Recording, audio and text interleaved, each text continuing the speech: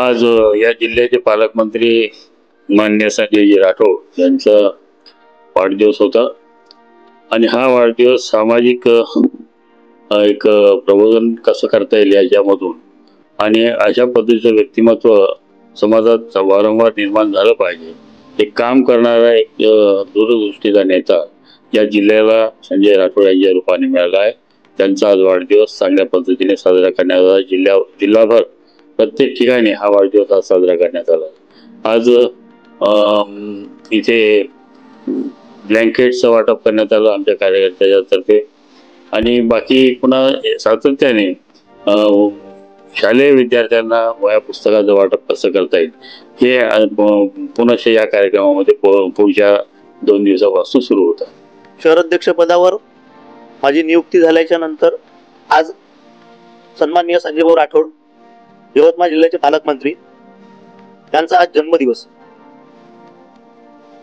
यांच्या जन्मदिवसानिमित्त वणी शहरातील श्री बाजीराव महाराज वृद्धाश्रम यांना आज आम्ही भेट दिली. या भेटीचं कारण असं की सन्माननीय संजयभाऊ राठोड यांच्या जन्मदिवशी एक त्यांना आमच्याकडनं शुभेच्छा द्यावं अशी एक धारणा मनामध्ये होती.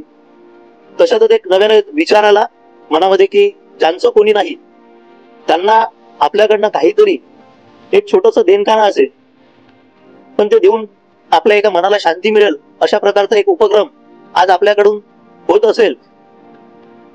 असा उपक्रम आज आम्ही या वनीमध्ये श्री बाजीराव महाराज वृद्धाश्रमाला भेट देऊन पावसाळ्याच्या दिवसामध्ये थंडीचे दिवस असतात अशा दिवसांमध्ये जे बुजुर्ग लोक असतात वयस्कर लोक जे असतात त्यांना या दिवसामध्ये जो त्रास होतो.